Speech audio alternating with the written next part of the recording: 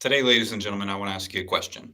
So, this is going to be a little informal, and I might end up doing a better version of this later, but wanted to run this by you. I watched a video fairly recently. Shout out to my father in law who pointed this out to me. There was a video quite a few years ago for a Promise Keepers event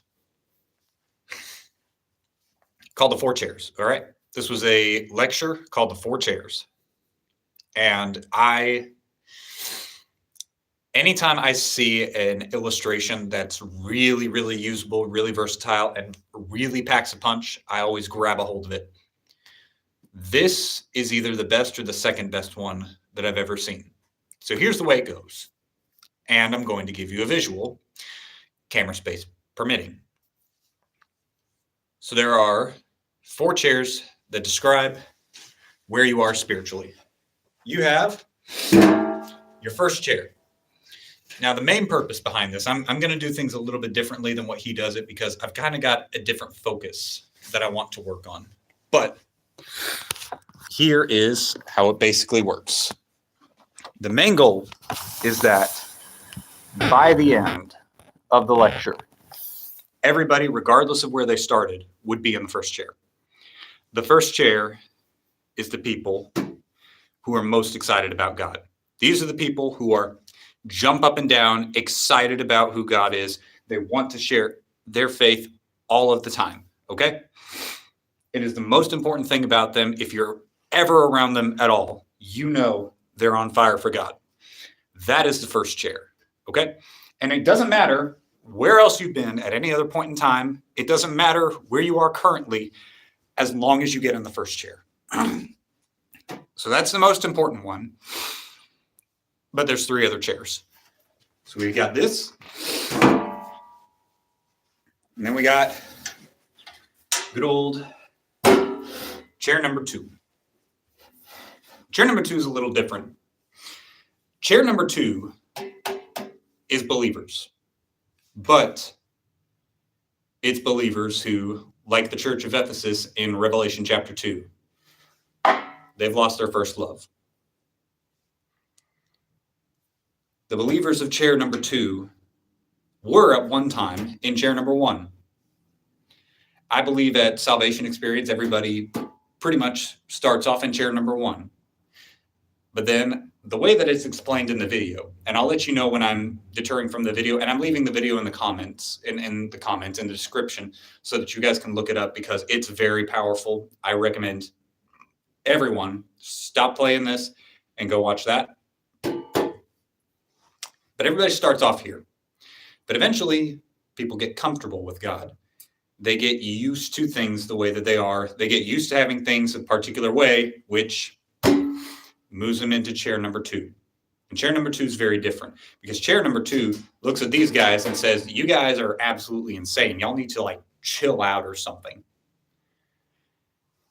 Which makes it difficult to be in chair number one. Now, chair number two is going to be the one that I focus on in a little bit, but I'm going to go ahead and give you guys the other two chairs. So we've got chair number one, people who are most excited about God.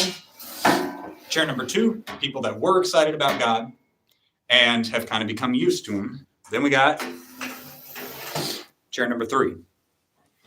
Chair number three is a scary chair to be in, and it's the one that the guy that came up with this, Mr. Adrian, he's the one who creates this illustration. He says this chair, number three, is the one that he's most passionate about. I'll get to why I'm really passionate about number two. Oh gosh, that sounded terrible. But chair number three is the people who think they're in chairs number one or chair number two. The reality is they've never had a relationship with Jesus. Most of the people in the church are in one of these three chairs. They're either people who are on fire for God, they're the people who think they're on fire for God and they're really not, or they're the people who think they've had a relationship with Christ and they never have. They've always been going to church because they grew up in church, or they were baptized when they were a baby. And so therefore that means obviously they're Christian, right? So you have that going on here. Oh, hang on. Let's see if we can block someone from here. We're going to hide this user on this channel. Cool. Gotta love sex cam bots. All right. So we've got this. We've got the people who've never actually believed in God. Okay? That's chair number 3. Scary chair to be in. And sadly, most of the church falls in one of these 3 categories. But there is a 4th chair. The people who know that they're not Christians. The people who know they've never been in God's house. Now, the thing about this 4th chair, you know a lot of these people. The problem with the 4th chair is they usually don't have problems with chair number 1. Chair number 1, they admire people in chair number 1. I forget his first name, but Penn from Penn and Teller, he had a video years ago I remember watching, and he was talking about how a Christian proselytized to him. He is an avid atheist, still is to this day. But he said that he really appreciated a Christian sharing his faith with him. Because if you really believe that somebody who doesn't believe in God is going to go to hell, then why would you not go out of your way to do everything possible to get them to believe in God? You must really hate somebody if you know that their eternity hangs in the balance of their belief, but you're not willing to share. That's why number 2 is so dangerous, and I'll get to that in a minute. But he sits in chair number 4. And many people sit in chair number 4. These are the 4 chairs. And everybody at some point in time is sitting in one of these 4 chairs. All right? So here's the deal. We're not always going to be in chair number 1. We're not. The goal is to get to number 1. Oh gosh. Oh, it's just so hard to do this without having constant pee and poop jokes. You should be urinating regularly as well. But the goal is that we are sitting in chair number 1 as often as possible. The goal is to spend as much of our life as we have on this earth in chair number 1. Because this is the chair where God really, really uses people. The problem, as you can probably imagine,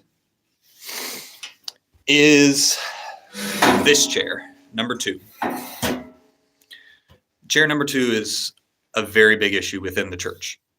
Because here's the thing. Chair number 2 people think they're in chair number 1. The problem is they're oftentimes hindering chair number 1. And the other issue is it's very easy to slip from chair number 1 into chair number 2. Or you'll see people, and sadly I find myself in this category from time to time, who think both chairs look pretty comfy. And so they try to do a this number, sitting on both chairs, one cheek on each seat. That's why you got 2 cheeks, right? So you can sit in 2 seats. Problem is it's just very uncomfortable. It's bad for your posture. But on top of that, you can't last that way. Because if you're trying to split yourself between 2 chairs, then there is no first chair.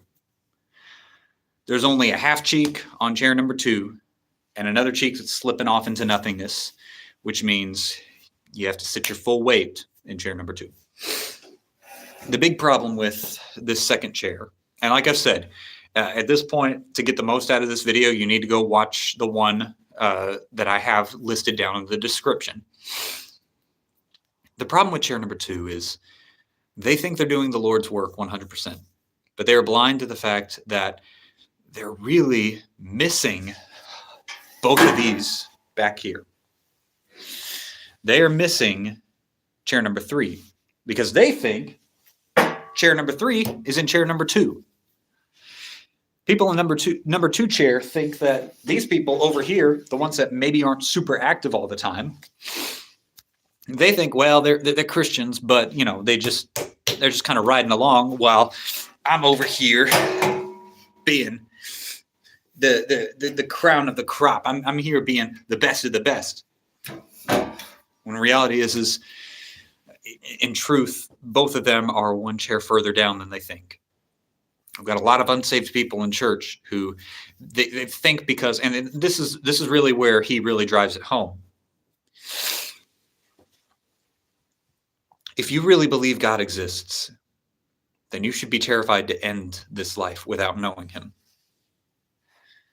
You should be terrified to think that you've been saved this whole time, when in reality you're not. And so, what oftentimes happens with people in chair number 3 is they let pressures of the world push them into thinking that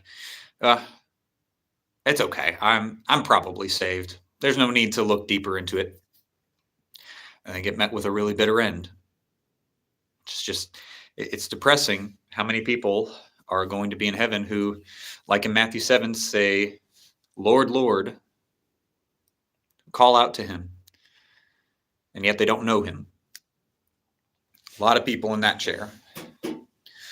But the reason I want to talk to you today, and where my message is going to kind of differ a little bit, is I want to talk to you more about chair number 2. Here's the thing about chair number 2, okay? Chair number 2 people are really good at reaching chair number 2 people. They don't really reach out after chair number 3. And chair number 4 people hate their guts. And you can find out why when you watch Dr. Adrian's full-length video. But I think he's doctor, I'm not sure. The problem with chair number 2 is how easy it is to slip into it. Because here's the issue. You have these 2 chairs here up at the top, okay? These are the only 2 chairs that get you into the kingdom of heaven, because both of them, whether you're fully on fire for God or whether you believe in God, but you're not really doing anything for him, you're not really on fire for God, both of them still believe in God. Both of these chairs still believe in who God is.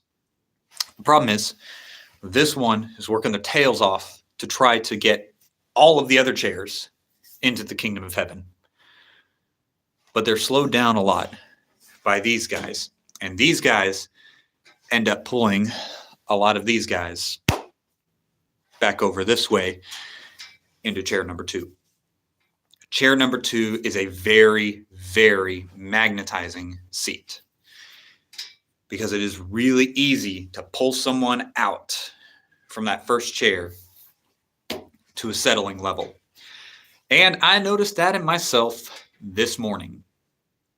I'm in a few apologetics pages on Facebook, and one of the big areas where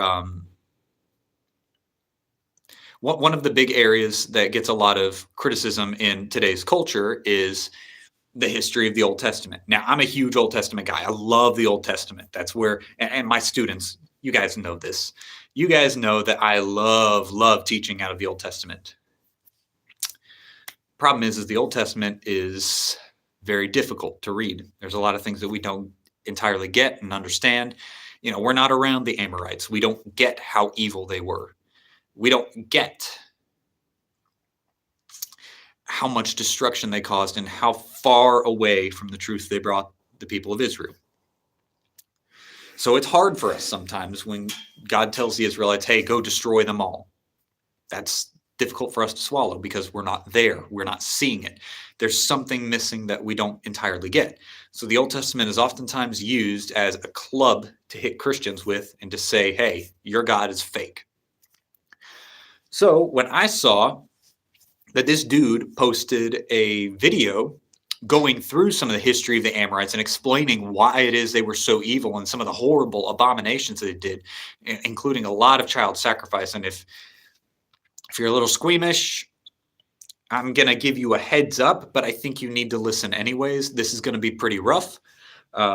but it is important for your faith, and we can't keep shying away from issues, because we're shying away from issues. We're not really sitting over here. We're sitting over here. By the way, the longer I've sat in this chair, the more warm it's gotten, the more comfortable it's gotten. That's the danger of this chair. This is an uncomfortable chair to sit in because it's cold. There's not a lot of people that sit there. You get made fun of for sitting there. You don't get made fun of as much for sitting on this chair. But anyways, so when I saw this video going through the history of the Amorites and why they were so evil, and potentially some of the reasonings as to why God would say, wipe them all out, I was excited. I was like, finally, that this is something I'm actually dealing with in both my youth group and in the schools that I'm in. Like, this is the question I see all the time. And there's this dude who jumped on and said, why is it that people are posting all of these history videos in an apologetics page? You're just cluttering up the system. Go take it to a history page instead. And, for me, that really bothered me because, this is exactly what the culture's struggling with right now.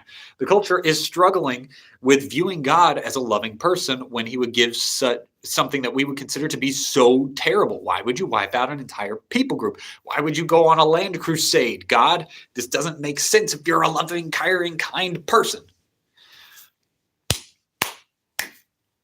I try to spend as much time in the first chair, and so I thought I was doing a first chair thing by correcting him, and I think for a minute there, I was.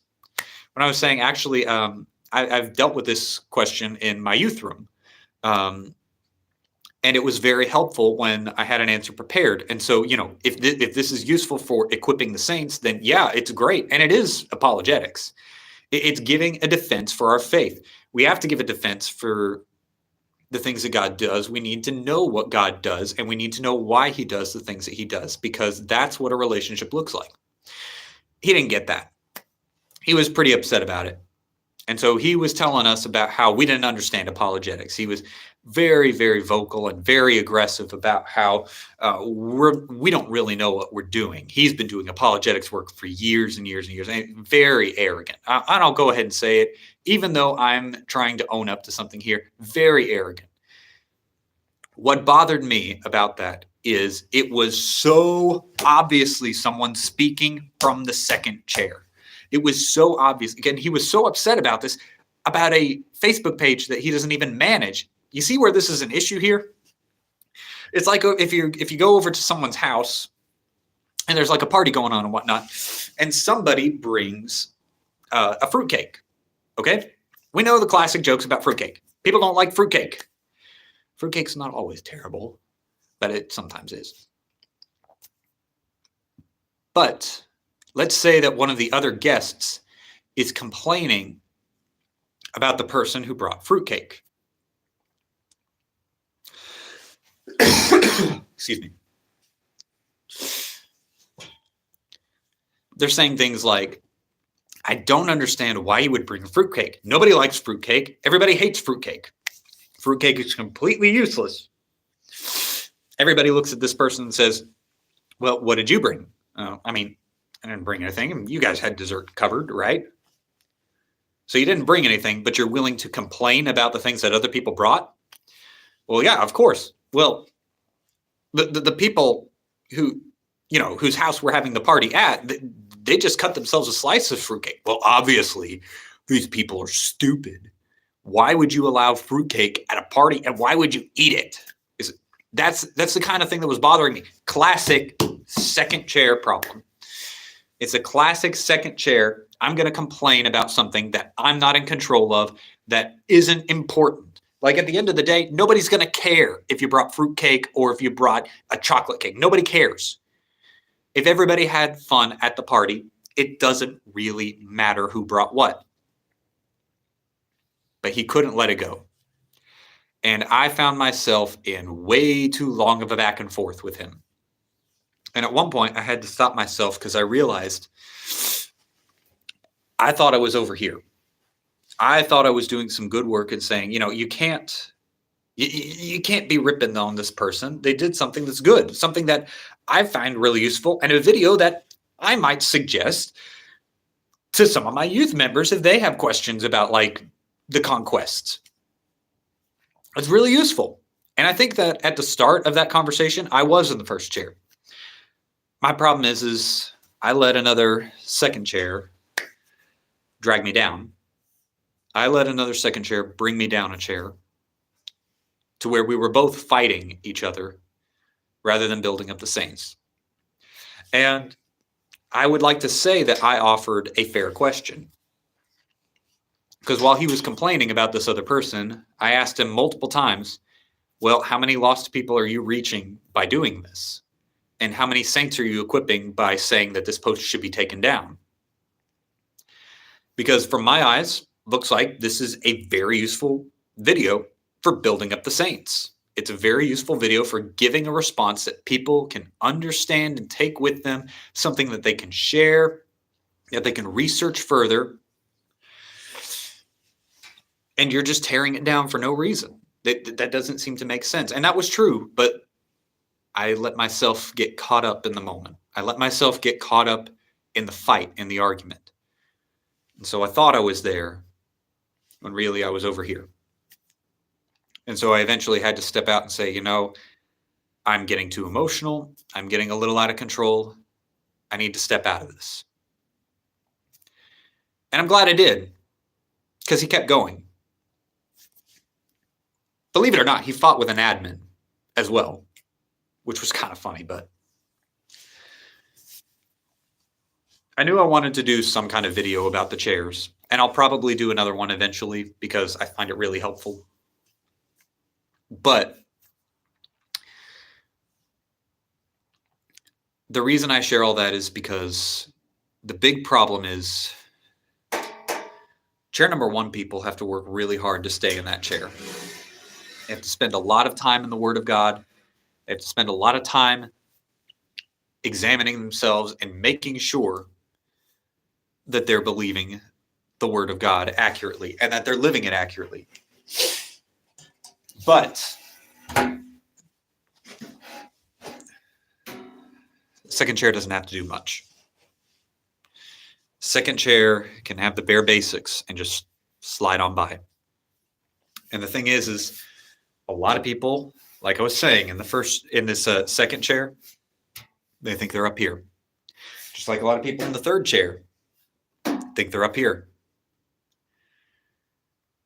The only people that know where they are and work hard to stay there are the first chair and the fourth chair. Those are the only ones, because they know what they believe and they know what they're chasing after. I have more respect for these two, for chair number 1 and chair number 4, who know that they don't believe in God. I have more respect for those two than I do for these two. But especially that dangerous second chair. So I want to encourage you today. What behaviors do you need to work on to take you from here to here? For me, I need to spend as little time on social media as possible because I get too caught up in the moment. And I want to encourage you guys. You're not always going to be here. I pray that you're at least here. But if at any time I can help, I want to help you move from here to here. I want to help keep you in that first chair where you're focused on God all of the time as much as I possibly can. And, if you guys have questions, I'm happy to help. Hey, look, any fourth chair people back here who know you don't believe in God, please feel free to ask questions. I love researching things. I love to look at things that I disagree with and try to learn and understand and give answers. So if you have any questions, fourth chair people, please ask me. And third chair people, today's a great day to get saved.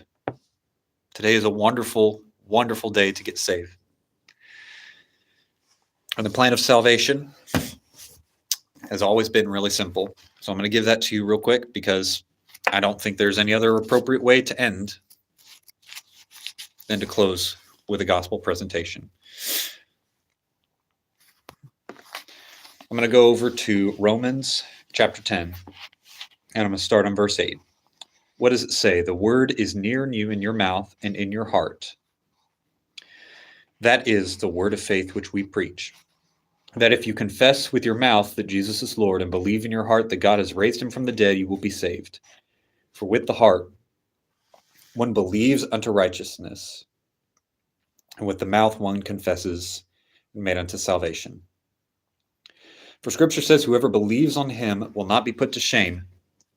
For there is no difference between Jew and Greek, for the same Lord over all is rich to all who call upon him. For whoever calls upon the name of the Lord will be saved. That's it for salvation. Believe in God and call on his name. And if you're stuck in one of these other two chairs back here, or even if you're back there in chair number 4, if you're seeking him, he'll get you up here. Let him do the work in changing you. What we need is honesty. We need to look and we need to say, I know you exist, God. I know you exist. I know my deeds are evil. And I don't want to stay back here. I want to know you. So please save me, God. Please forgive me. And please be my Savior. That's all it takes. It's a great day to get saved. And let me tell you this. An eternity away from God, it's not worth keeping the sham up. God knows, okay? God knows. And he's done everything possible. He's made this for you. He has kept it so you could know who he is. There's no good reason to know that he exists and to not believe him.